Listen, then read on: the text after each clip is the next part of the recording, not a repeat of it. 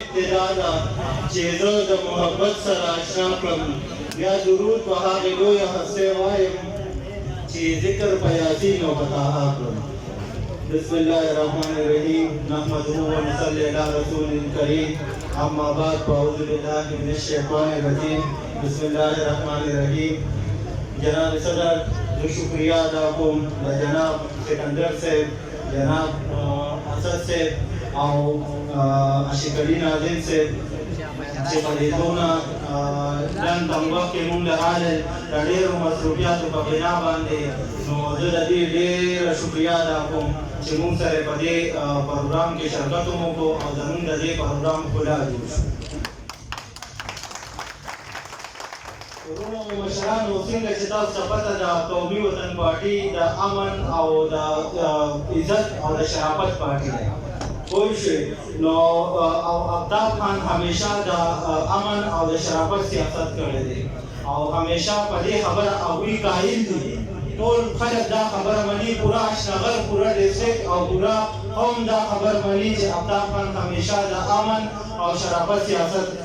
کړی دی. مونږ د دغې وجوهاتو په بنا باندې ابدال خان سره د دې سفر آغاز وکړو او امید لرم انشاءالله العزیز چې مونږ به ټول عمر دې سره زما مشران زما کشران وروڼه بهیګان ټول به همیشه قایم او دایمي او په دې پټۍ کې به زمونږ هرې ځلې جدوجهد همیشه وي انشاءالله.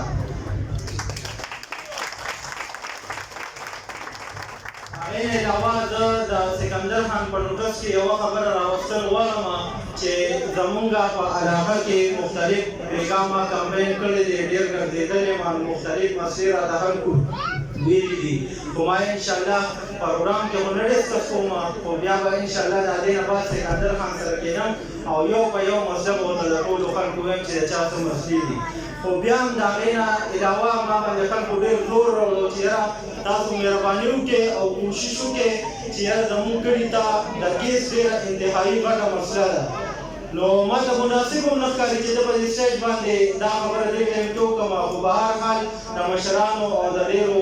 ملګرو دغه هم د هغې په بنا باندې زه دا یو دوه خبرې کول غواړم چې زمونږ کلي ته دې ټایم کې د ګیس ډېره انتهایي مسله ده او سیکنډ دغه چې کوم دی نو د سړک مسله ده. نو دې باندې سکندر خان ته ریکویسټ کوم چې دې باندې کم سے کم یو نظر واچي او کایندلی کوشش وکړي چې د دې د حل کولو. د هغې نه علاوه انشاءالله ما ته دې کسانو چې کوم تجویز راکړی دی نو هغې کې زه دا خبره کول غواړم چې کلي ته د یو سرکاري هاسپټل ضرورت دی. نو کم کې چې زمونږ د میجورټي کسان چې کوم دي نو دا غریبانان دي، بهر ته ځي، نو د هغې چې دلته پکې دي د پري میډیسن او د دې علاج فری کېږي. نو دا یو دوه درې ریکویسټ چې زه دغه ته کوم. باقي مونږ قومي وطن پارټۍ سره چې کوم شمولیت وکړو انشاءالله نو دا مونږ د ابدال خان او د